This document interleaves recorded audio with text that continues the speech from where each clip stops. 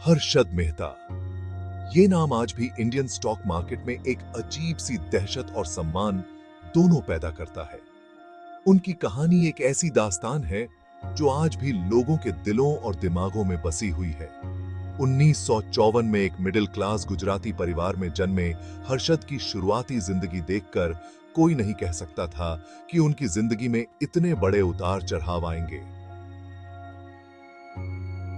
एक साधारण परिवार में पले बढ़े हर्षद ने बचपन से ही संघर्ष और मेहनत का महत्व सीखा। मुंबई में पले बढ़े हर्षद अपने तेज दिमाग और उससे भी तेज एम्बिशन के लिए जाने जाते थे। मुंबई की गलियों में घूमते हुए उन्होंने बड़े सपने देखे और उन्हें पूरा करने की ठानी। पढ़ाई में हर्षद कोई खास कमाल नहीं कर पाए, लेकिन उनकी जिज्ञासा और सीखने की ललक ने उन्हें हमेशा आगे बढ़ने के लिए प्रेरित किया। कॉमर्स में ग्रेजुएशन करने के बाद भी उन्हें पढ़ाने का बहुत शौक था, खासकर फाइनेंस और स्टॉक मार्केट के बारे में। उन्होंने अपने ज्ञान को बढ़ाने के लिए हर संभव प्रयास किया। किताबें और अखबारें पढ़कर उन्होंने इन्वेस्टमेंट की दुनिया में अपनी पकड़ मजबूत कर ली। हर दिन कुछ नया सीखने की उनकी आदत ने उन्हें इस क्षेत्र में माहिर बना दिया। पढ़ाई पूरी करने के बाद हर्षद ने न्यू इंडिया एश्योरेंस कंपनी में काम करना शुरू कर दिया। यह उनकी पहली नौकरी थी जहां उन्होंने अपने करियर की शुरुआत की। इंश्योरेंस सेक्टर के भागदौड़ भरे माहौल में काम करते हुए उन्होंने रिस्क को समझने और फाइनेंशियल स्टेटमेंट्स को पढ़ने का अच्छा खासा तजुर्बा हासिल कर लिया। यह अनुभव उनके भविष्य के लिए बहुत महत्वपूर्ण साबित हुआ। लेकिन स्टॉक मार्केट का जादू उन पर कुछ ज्यादा ही छाया हुआ था। वे हमेशा से ही इस क्षेत्र में कुछ बड़ा करना चाहते थे। अपने एम्बिशन और नए नए सीखे हुए ज्ञान के साथ हर्षद ने स्टॉक ब्रोकिंग की दुनिया में कदम रखने का फैसला कर लिया। यह एक साहसिक कदम था जिसने उनकी जिंदगी को पूरी तरह से बदल दिया। उन्हें क्या पता था कि यही फैसला उन्हें कामयाबी की बुलंदियों पर तो पहुंचाएगा, लेकिन फिर एक बहुत बड़ी गिरावट भी देगा। उनकी यात्रा में कई उतार चढ़ाव आए जो उन्हें एक किंवदंती बना गए, और इस तरह से इंडियन स्टॉक मार्केट की दुनिया के सबसे दिलचस्प किस्सों में से एक की शुरुआत हुई। हर्षद मेहता की कहानी आज भी एक प्रेरणा और चेतावनी दोनों के रूप में याद की जाती है। सपनों का शहर मुंबई, जहां हर कोई अपने सपनों को साकार करने आता है, हर्षद मेहता को दौलत और शोहरत का वादा कर रहा था। एक साधारण परिवार से आने वाले हर्षद ने इस शहर में अपनी किस्मत आजमाने का फैसला किया। अपनी नौकरी की सुरक्षा को पीछे छोड़कर वो एक ब्रोकरेज फर्म में जॉबर के तौर पर जुड़े, जहां उन्होंने स्टॉक मार्केट की बारीकियों को समझना शुरू किया। उनकी नजरें बस कामयाबी पर टिकी थीं। हर दिन, हर घंटे वो अपने लक्ष्य के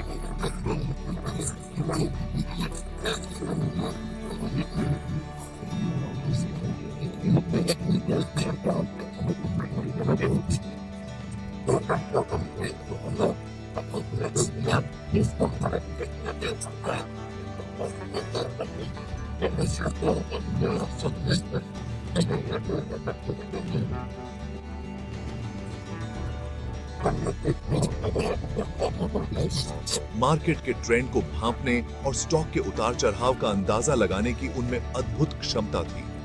वो जानते थे कि कब और कैसे निवेश करना है। उनका आत्मविश्वास और लोगों को अपनी बातों में फंसा लेने की कला, जो कई बार हद से ज्यादा भी हो जाती थी, निवेशकों को उनकी तरफ खींचती थी। वो अपने विचारों को इतनी मजबूती से पेश करते थे कि लोग उन पर विश्वास करने लगते थे। जैसे जैसे उनकी प्रतिष्ठा बढ़ती गई, वैसे वैसे उनके क्लाइंट भी बढ़ते गए। हर कोई उनके साथ जुद्धना चाहता था, क्योंकि वो जानते थे कि हर्षद के साथ जुद्धने से मुनाफा होगा। हर्षद की मार्केट को समझने की नजर और ट्रेडिंग स्ट्रेटेजी ने उन्हें और उनके साथ जुड़े निवेशकों को बहुत ज्यादा मुनाफा दिया। हर निवेशक उनके साथ युद्ध कर खुद को सुरक्षित महसूस करता था। वो दलाल स्ट्रीट के बिग बुल के नाम से मशहूर हो गए। आसाम साहबे, जो आशावाद और असीम संभावनाओं का प्रतीक थे। उनका नाम ही एक ब्रांड बन गया था। हर कामयाब ट्रेड के साथ हर्षद का एम्बिशन और भी बढ़ता गया। वो हमेशा नए अवसरों की तलाश में रहते थे और हर बार कुछ नया करने की कोशिश करते थे। उन्होंने अपनी खुद की brokerage firm Kromor research and asset management की शुरुआत की और अपने वफादार लोगों की एक टीम बनाई।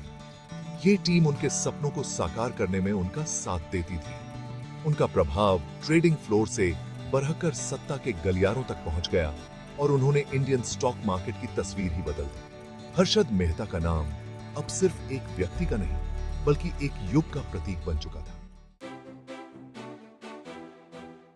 1990 का दशक इंडियन इकोनॉमी के लिए एक महत्वपूर्ण मोड़ साबित हुआ। उदारीकरण की नीतियों ने आर्थिक सुधारों का दौर शुरू किया, जिससे देश में विदेशी निवेश के रास्ते खुले और उद्यमिता की एक नई लहर दौड़ गई। स्टॉक मार्केट इस नए आशावाद का प्रतीक बन गया और एक अभूतपूर्व तेजी देखने को मिली। बड़े और छोटे सभी तरह के निवेशक तेजी से बढ़ती अर्थव्यवस्था का फायदा उठाने के लिए मार्केट में आ गए। सेंसेक्स, बॉम्बे स्टॉक एक्सचेंज का बेंचमार्क इंडेक्स, विदेशी संस्थागत निवेशों और बढ़ते घरेलू निवेशक बेस के कारण नई ऊंचाइयों पर पहुंच गया। हर्षद मेहता अपनी कामयाबी के साथ इस तेजी वाले बाजार के हीरो बन गए। उनके आक्रामक ट्रेडिंग स्टाइल और कम वैल्यू वाले स्टॉक्स को पहचानने की काबिलियत ने उन्हें बहुत बड़ा मुनाफा दिया। निवेशक उनकी हर बात मानते थे, उन्हें अजेय मानते थे। हर्षद का प्रभाव सिर्फ कुछ स्टॉक्स तक ही सीमित नहीं था। उन्हें उन शेयरों के लिए एक मार्केट बनाने का श्रेय दिया जाता था जिन्हें पहले नजरअंदाज कर दिया जाता था। उन्होंने उन सेक्टरों में जान फूंक दी थी जिनकी तरफ पहले कोई नहीं देखता। वो मार्केट मेकर बन गए थे, मार्केट की दिशा तय करते थे और निवेशकों की सोच को पहले जैसा कभी नहीं हुआ था वैसा प्रभावित करते थे। सेक्शन 4, एक घोटाले की शुरुआत, ताश के पत्तों का महल। यह एक ऐसा महल था जो दिखने में तो मजबूत लगता था, लेकिन असल में बहुत ही नाजुक था। एक तरफ जहां हर्षद मेहता अपनी कामयाबी का जश्न मना रहे थे, अपने आप को एक विजेता मान रहे थे, वहीं दूसरी तरफ उनके साम्राज्य का एक काला सच भी सामने आने वाला था। एक ऐसा सच जो उनके पूरे साम्राज्य को हिलाकर रख देगा। उनकी कामयाबी की नींव धोखे और हेरफेर के जाल पर टिकी थी।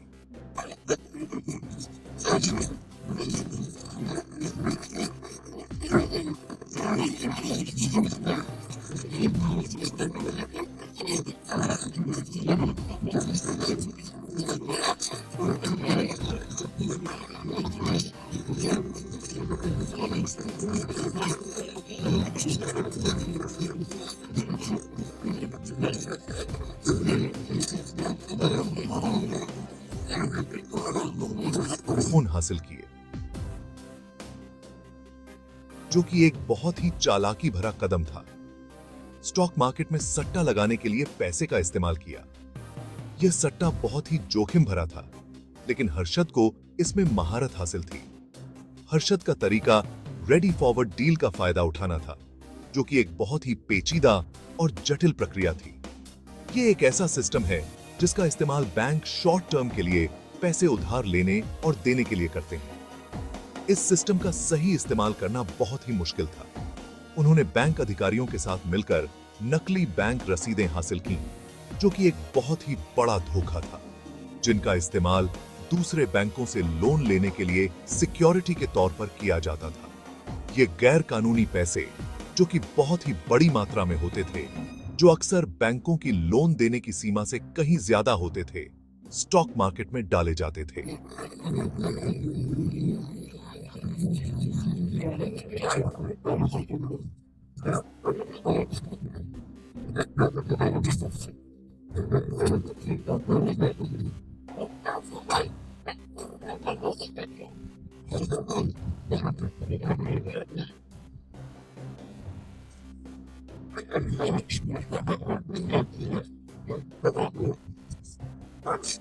यह माहौल बहुत ही धोखाधड़ी भरा था।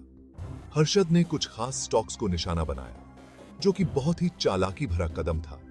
अक्सर वो स्टॉक जिनका मार्केट कैपिटलाइजेशन कम होता था, और जिनमें हेरफेर करना आसान होता था और अपनी मर्जी से उनकी कीमतों में हेरफेर करते थे। ये हेरफेर बहुत ही खतरनाक और जोखिम भरा था। सेक्शन 5, घोटाले का पर्दाफाश, धोखे का एक लंबा सिलसिला। 1992 में हर्षद मेहता के बनाए हुए साम्राज्य का नाटकीय ढंग से पर्दाफाश हुआ। एक पत्रकार की जांच से शुरू हुए घटनाओं के सिलसिले ने उनके असली चेहरे से नकाब हटा दिया और धोखे का ऐसा सच सामने आया जिसने भारतीय वित्तीय प्रणाली को हिलाकर रख दिया। सुचेता दलाल, एक ऐसी फाइनेंशियल जर्नलिस्ट जो अपनी खोजी पत्रकारिता के लिए जानी जाती थी, को हर्षद मेहता और भारतीय स्टेट बैंक के बीच हुए कुछ संदिग्ध लेन देन के बारे में पता चला। सच्चाई का पता लगाने की उनकी लगातार कोशिश ने उन्हें नकली बैंक रसीदों और पैसे के गैर कानूनी लेन देन के एक जाल तक पहुंचा दिया। दलाल की ये report the times of India में छपी, जिससे पूरे देश में हंगामा मच गया। हर्षद के धोखाधड़ी के कारनामों की खबर जंगल की आग की तरह फैल गई, जिससे स्टॉक मार्केट में भगदड़ मच गई। सेंसेक्स, जो ऊंचाइयों पर पहुंच गया था, गिरने लगा और देखते ही देखते निवेशकों के करोड़ों रुपए डूब गए। जैसे जैसे घोटाले का खुलासा हुआ, हर्षद की हेराफेरी की हकीकत सामने आती गई। यह घोटाला बहुत बड़ा था। इसमें कई बैंक, वित्तीय संस्थान और दलालों और उनके साथियों का एक नेटवर्क शामिल था। भारतीय वित्तीय प्रणाली, जिसे कभी स्थिरता का प्रतीक माना जाता था, बेपर्दा हो गई। उसकी साख खत्म हो गई।